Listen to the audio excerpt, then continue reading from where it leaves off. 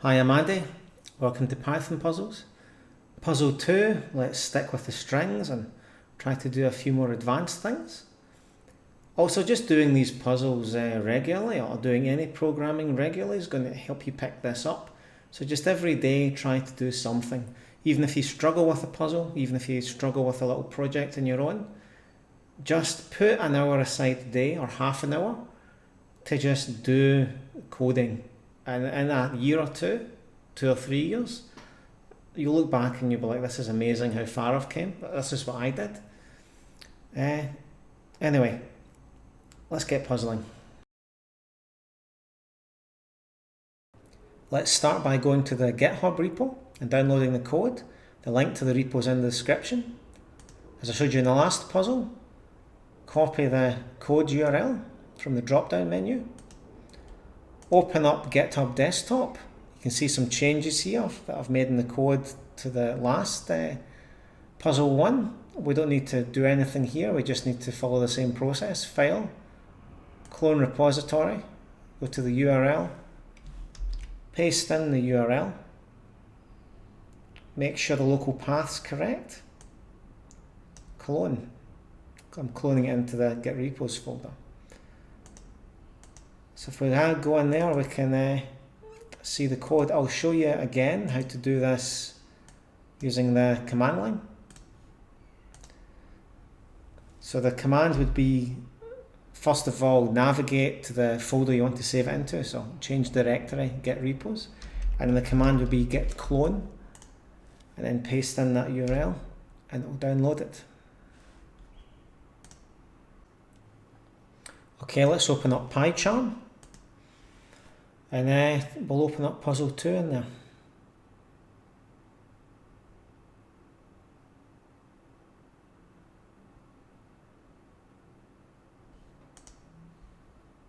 So file, open, navigate to the folder you want, and this time we're going to open puzzle 2, not puzzle 1. As I've said, it's a good idea to do this at the top level. That way you get these prompts that come up and help you with the virtual environment.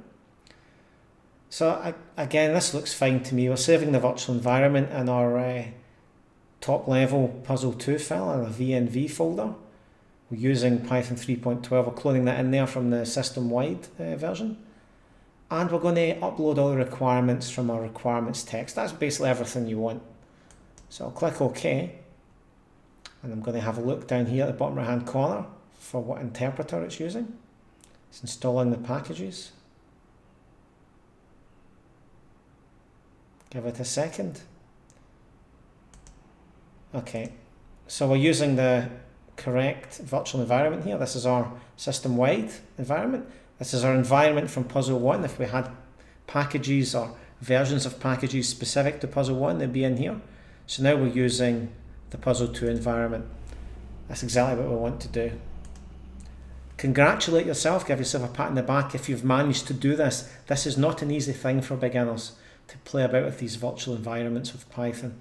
A lot of people will just use, and you can, there's nothing wrong with it, a lot of people will just use the system-wide version of Python here to run everything on.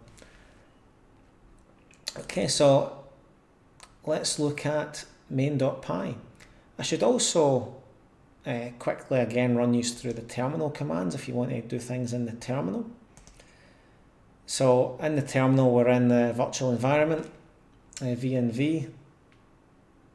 If I do an ls command to see what everything looks like, I want to change the directory to our VNV folder where our virtual environment is. This has been obviously created already by PyCharm. We can list out there cd to scripts.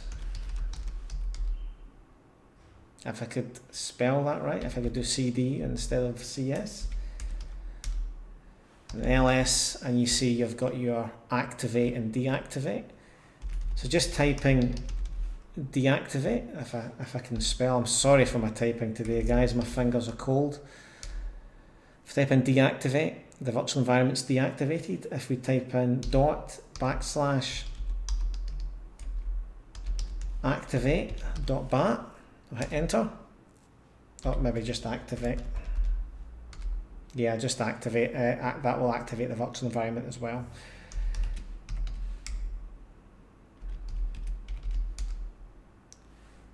If you hadn't already set up the virtual environment using our integrated IDE stuff, you would do this by typing in a command. So it would be Python -m for the VNV. So we're accessing the virtual environment package, and then you type in whatever your folder name would be. So in our case, that would be VNV as well. So if you hadn't already created that VNV folder, that's how you would do it. We don't need to do that. Everything's working. So I'll just take you through the code now for puzzle 2.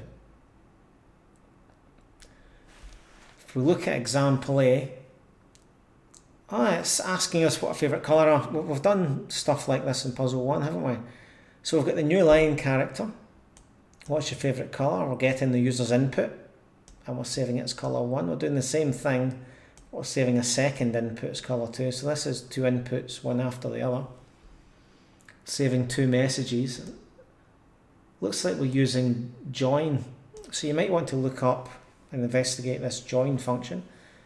Seems to me that we're just using join to append 2 variables onto the end of the string. And I think this is just going to be what's used in between the variables. So you could have had maybe a comma there to have, you know, if your favourite colour was red and then blue, it would be red, comma, blue, but it seems to just be a space. Yeah, and then the second one we've got and in there, so it will be red and blue if your 2 colours were red and blue. So that's the interesting thing. Okay, that's a good example. Puzzle A. What's your name, baby? It's the 1980s here. Write a program that asks for your first name and your second name. Use join. All right, okay.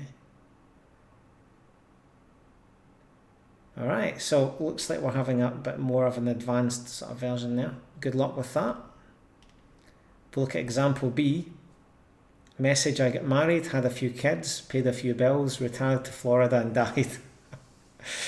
I think I was saying in the C# video in Australia where I am, it would be Queensland. You would retire to northern Queensland and die. Okay. And they're using this replace function to replace bills with hookers. I got married, had a few kids, paid a few hookers and died. Okay. And retired to Florida and died. That's good. Okay, so puzzle B is asking you to do some more advanced stuff with replace. And this is good to learn because, again, why write all your own functions in code? Why write 4, 5, 6 lines of code to do replace when it's in the library already as just .replace, just give it its inputs. Example C, joining words onto a sentence. Okay, so you're taking 3 inputs here. You're entering a sentence and then you're entering 2 words and it's joining them. So really it's very similar to the first one, except these are user-defined inputs. These aren't just separate variables.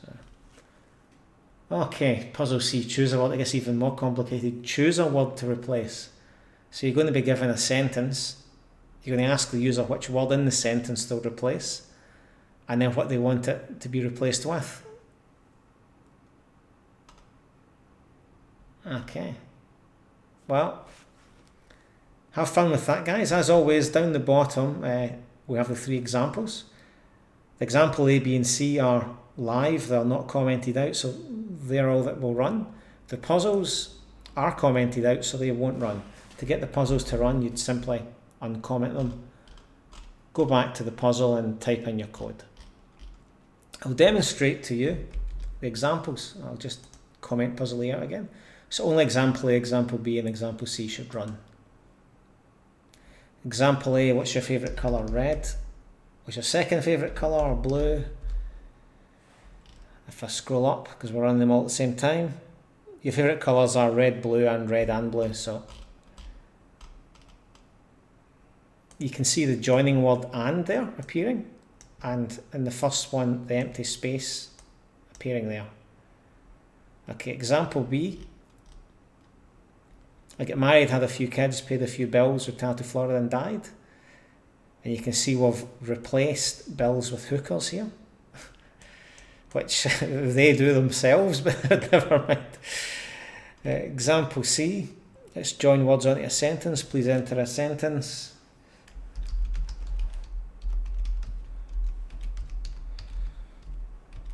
Donald Trump loves Kim. I won't tell you which Kim. Enter a word. Enter another word. Lot. Donald Trump loves Kim a lot. I won't tell you which Kim that is, guys. You need to use your imagination. Okay? Download the code. Try to solve the puzzles yourself. It's fine to Google it. It's fine to use AI. Just try to learn on your own, and I'll show you an example answer in a second.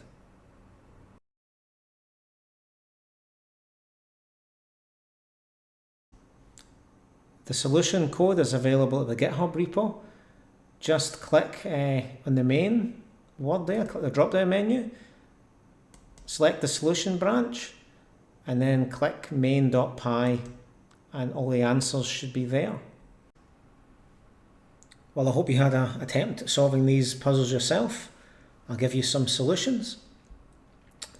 So let's go down the bottom and let's comment out everything except puzzle A, because I only want to work in puzzle A. At the moment, I don't want any of the examples running when I'm solving the puzzle. Okay, puzzle A, what's your name? Write a program, ask your first and second name. Use join to create the final sentence. Your full name is first and then second name. So it's going to look a lot like example A, which is good. So I might just create a variable called first name and second name. If I tab in, again using snake case, use input to get the user's input.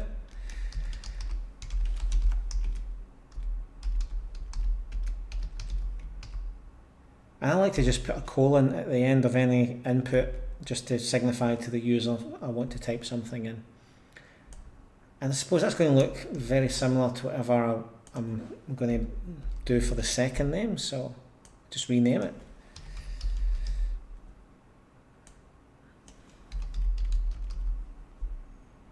Yeah, okay, now I have to use join to create the full sentence. So I'll copy that, and I'll just maybe create a message variable just to make it readable. I'll have your full name is, and then how did they do it up here? So they've got the first string plus and then the join stuff. So I'll just do plus. Again, I'll just use space because I'll get rid of the space at the end of your name is. I'll have a space and then dot join. And I'll have an array there, and I'll just input the first and second name. It's always useful to copy and paste variable names. I know you're thinking how you can type out first and second name, but you get a letter around the wrong way or in the wrong place, and all of a sudden it won't work. It's better just to copy variable names. It stops user error, and I can just print that message.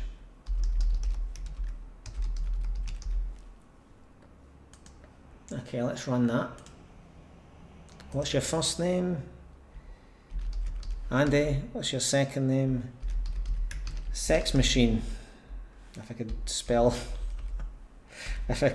that properly.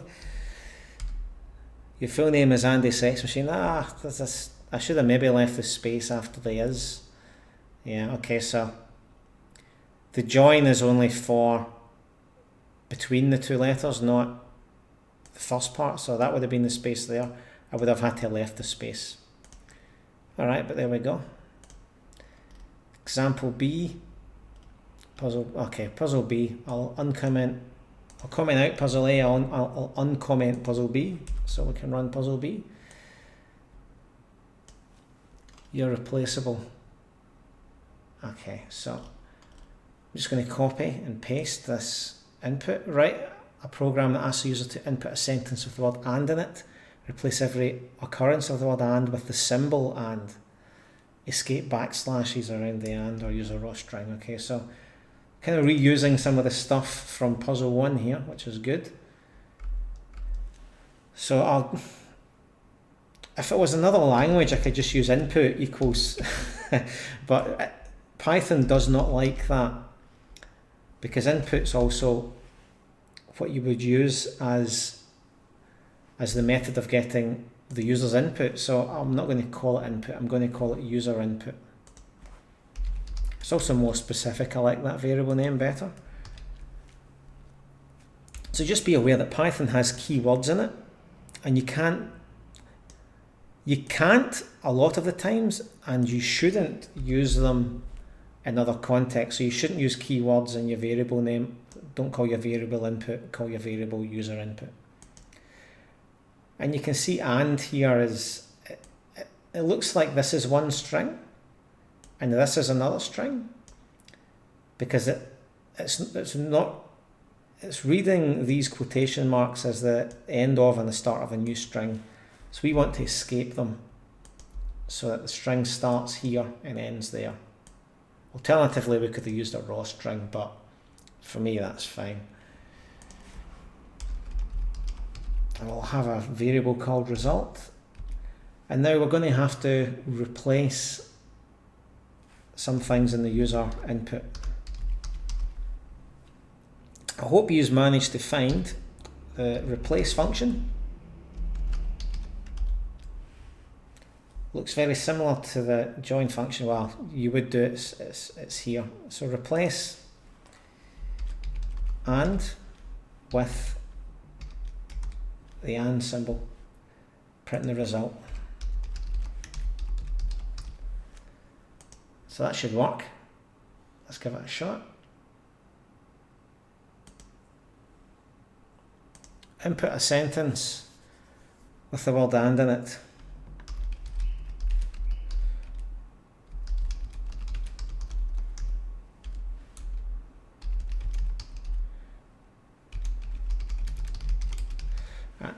I need to win the lottery and buy a fast car. Everyone will like me if I have a Ferrari.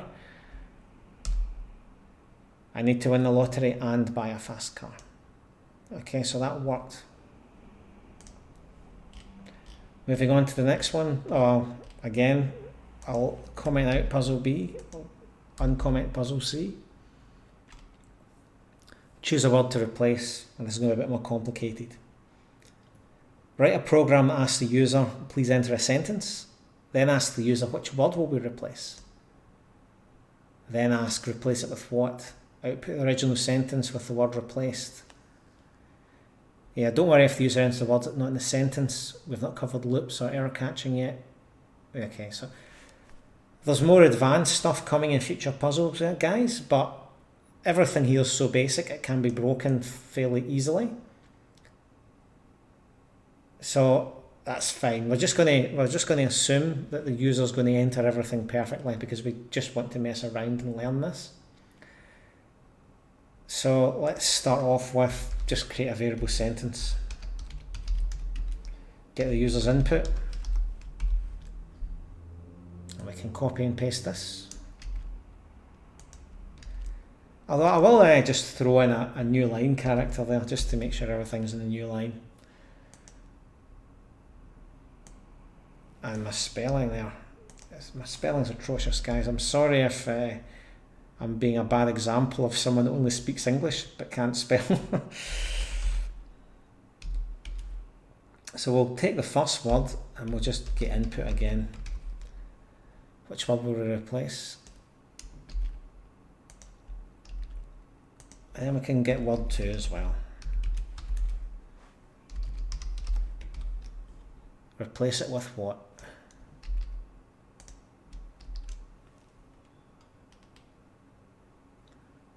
Okay, so again, we kind of want to just have a variable, maybe output or result. And then we're going to use replace to replace in the sentence word 1 with word 2, right? So it'll be sentence dot replace. And sorry, I think I would know how to spell. So which word will we replace? That will be word 1. Replace it with what? Word 2. So you don't actually have to, was a replace example. You don't actually have to specify in hard text what you want to do.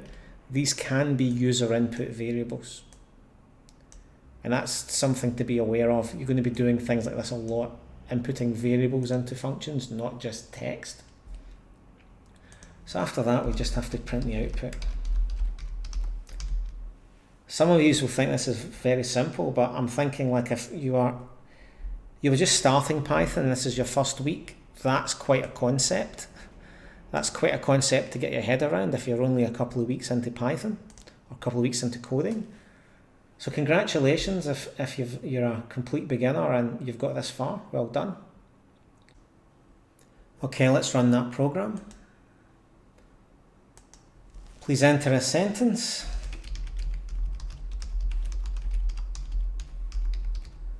I'm addicted to chocolate. It's true. Which word will replace?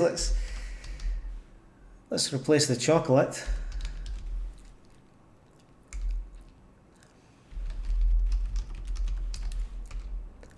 I'm addicted to sniffing glue. I'm just amusing myself now, guys. Anyway, I hope you had some fun with that. I hope you learned a few things. Congratulations. It's another puzzle completed. Hopefully you're not addicted to chocolate, and hopefully not sniffing glue either. Definitely don't become addicted to sniffing glue, guys. But you've learned quite a few skills. So you've learned to read other people's code and use that code to complete problems, puzzles. That's what our coding job is. Hopefully you're kind of following the standards. And to be honest, successfully doing the virtual environment stuff, if you can do it, that's a big pat in the back. That's a big pat in the back. If you're interested, I have another channel, C# puzzles, where we do the exact same puzzle but in C#. So give that a view if you're interested. Thank you very much.